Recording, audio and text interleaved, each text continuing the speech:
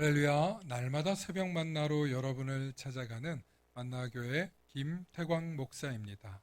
오늘도 하나님의 말씀을 통해 하나님의 나라와 의를 구하며 이 세상을 보다 아름답게 만들어 가시는 저와 여러분들 되시길 소망합니다. 오늘 우리에게 주시는 말씀은 잠언 14장 26절로부터 27절의 말씀입니다.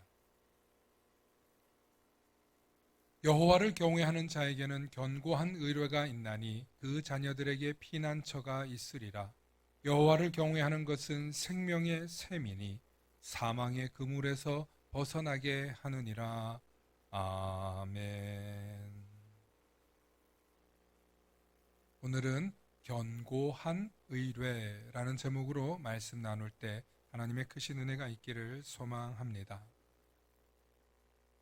오늘 만나가 시작되는 날은 11월 11일이죠.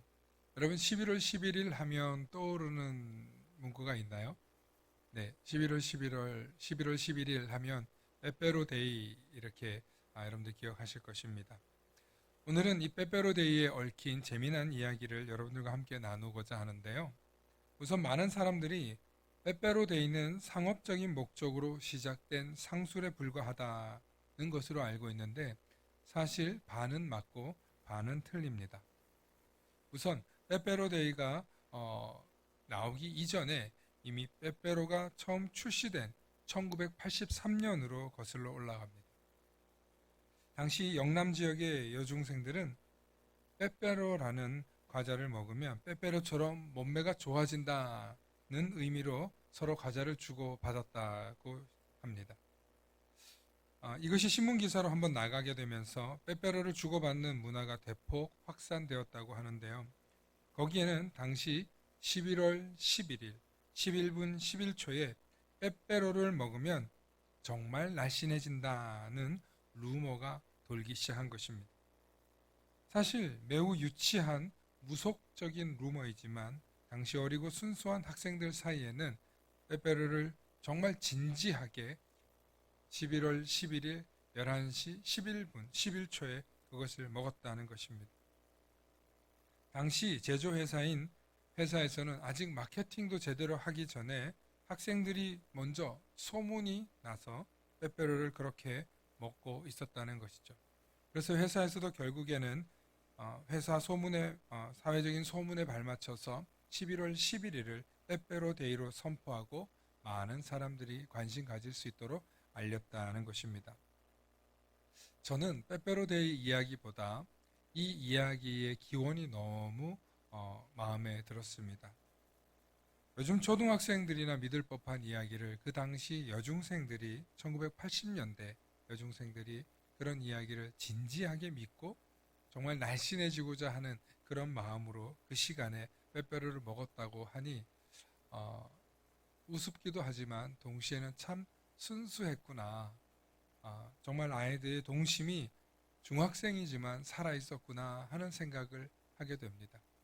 요즘 초등학생들은 너무나 일찍 어른스러워지고 조숙해졌다고 느낄 정도로 아이들이 쉽게 속지도 않고 또 그렇게 순수한 미신들을 믿지도 않습니다.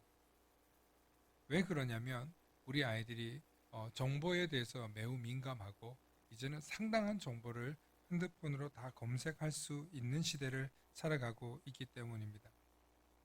그래서 어쩌면 어린 아이들이 천진난만한 오해, 천진난만하게 믿고 순수했던 그때가 오히려 참 그립다라는 생각을 하게 되면서 우리 그리스도인들은 언제나 하나님 앞에서 순전하고 순수하고 때로는 순진하다 싶을 정도의 믿음으로 살아야 하는구나 라는 생각을 하게 됩니다. 사람은 마음속에 두 가지의 마음을 품고 살아갑니다. 아니, 세 가지, 네 가지, 천갈래, 만갈래로도 마음이 나눠져서 살아갈 수 있습니다. 제가 마음 이야기를 하는 것은 사람이 마음이 갈라질 때 의심이 생기고 죄가 생기기 때문입니다. 다시 말해서 마음이 갈라졌다는 것은 마음이 온전하지 못한 상태이며 마음이 순전하지 못한 상태를 뜻합니다. 우리가 아무리 마음을 온전하고 순전하게 먹으려고 해도 사람이 살고 있는 이 세상에서는 기본적으로 욕심과 탐욕이 있어서 언제든지 죄의 화약고로 번질 수 있습니다. 그래서 우리의 마음을 성결하고 순전하게 붙잡기 위해서는 언제나 우리의 마음을 하나로 붙들어 주시는 하나님의 말씀이 기초해야 하는 것입니다. 그래서 하나님의 말씀을 경외하고 또 성령님께서 주시는 그 순전한 믿음을 우리가 받아서 언제나 순수하고 순전한 그리스도인이 되기를 소망해야 하는 것입니다. 오늘 본 잠언에서는 여호와를 경외하는 자에게는 견고한 의뢰가 있다고 고백합니다. 견고한 의뢰란 아무도 흔들 수 없고 아무도 빼앗을 수 없고 아무도 훔쳐갈 수 없다는 뜻의 의뢰입니다. 의뢰, 하나님께 간구한다는 거죠. 하나님께 기도한다는 것입니다. 그러므로 우리가 하나님께 간구하고 하나님께 의뢰하는 것은 견고할 수밖에 없습니다. 왜냐하면 하나님께로 아뢰고 하나님께로 요청하고 하나님께로 구하는 것이기 때문입니다. 그런데 하나님께 견고하게 의뢰하는 우리에게는 기본적으로 필요한 속성이 있는데 그것은 바로 하나님을 경외하고 하나님을 신뢰하고 하나님을 순전히 바라보아야 한다는 것입니다. 그러므로 우리 마음속에 우리의 믿음의 자세가 하나님을 향하여 순전한 믿음으로 나아갈 때, 견고한 의뢰로 나아갈 때 하나님께서는 우리의 기도를 들으시고 우리의 기도에 응답하시고 우리의 기도 가운데 역사하는 것입니다. 그러므로 기도의 시간, 말씀 묵상의 시간, 예배의 시간이 우리로 하여금 견고한 의뢰를 하게 하는 것입니다. 그러므로 우리의 기도는, 우리의 견고한 의뢰는 단 한순간도 땅에 떨어짐 없이 하나님께 상달되어서 하나님이 들으시고 하나님이 역사하시는 것입니다. 그러므로 오늘도 하나님께 견고한 의뢰를 드리셔서 하나님이 나의 기도를 들으신다는 사실을 잊지 마시고 날마다 순전히 하나님을 경외하며 나아가시는 우리 모든 성도님들 되시길 소망합니다. 샬롬.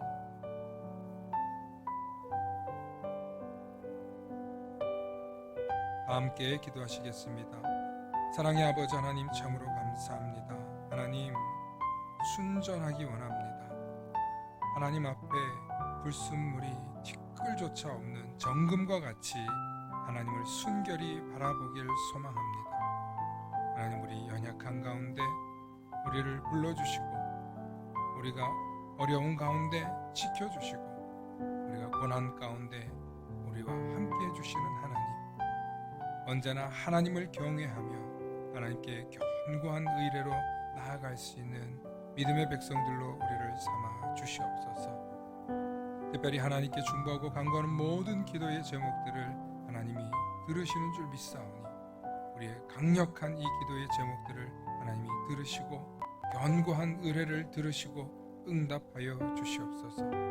그리고 날마다 하나님을 경외하며 하나님을 순전히 바라보며 하나님께서 나의 기도를 들어주실 거야, 하나님께서 나의 기도에 응답해 주실 거야 라는 확신을 갖고 견고한 의뢰를 드리는 우리들이 되게 하여 주시옵소서. 감사드리며 우리 주 예수 그리스도의 이름 받들어 간절히 기도 올려옵나이다. 아멘.